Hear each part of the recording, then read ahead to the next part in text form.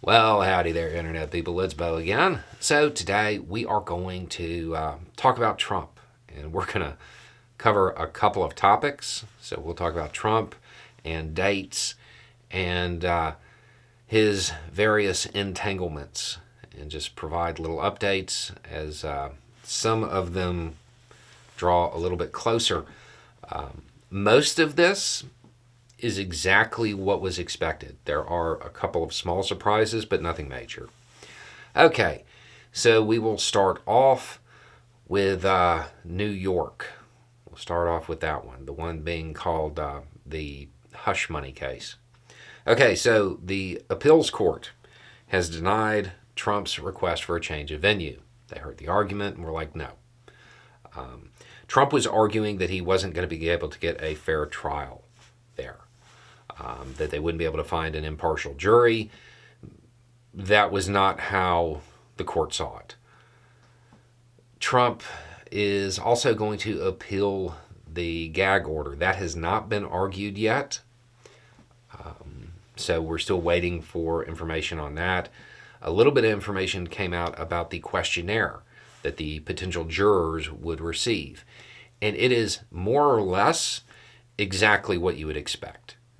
Not a whole lot of surprises there.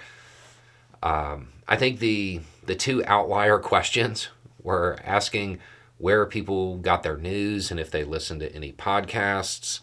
That certainly seemed to be screening for people who might be sympathetic to, I don't know, hypothetically speaking, Cohen.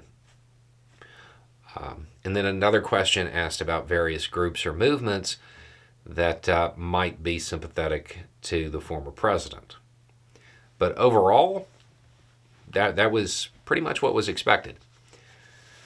Okay, so currently, that one is running on schedule. That's running on schedule. That is supposed to start April 15th. So just a few days from now. There were some additional questions that surfaced about the bond in the New York civil case. There's not enough to really get into that too deeply yet, but I would be surprised if that didn't come up again in more than one way, to be honest. Okay, the Supreme Court will be hearing the arguments about Trump's presidential immunity. Smith, of course, urged the court to reject Trump's arguments and claims to just, I can do whatever I want, which is kind of what the argument is. The surprise in that one was that former military brass, just across the board, generals, admirals, former secretaries of the Army, Navy, Air Force, tons, a very wide cross-section, signed on to a brief basically urging the court to reject this claim because of what his team previously argued about being able to send the military after political rivals. They basically said it would inject chaos into the military. And they're right. They're right. It would. I think the oral arguments are supposed to happen on April 25th. So April 15th and April 25th are your dates to watch if you are following all of Trump's entanglements.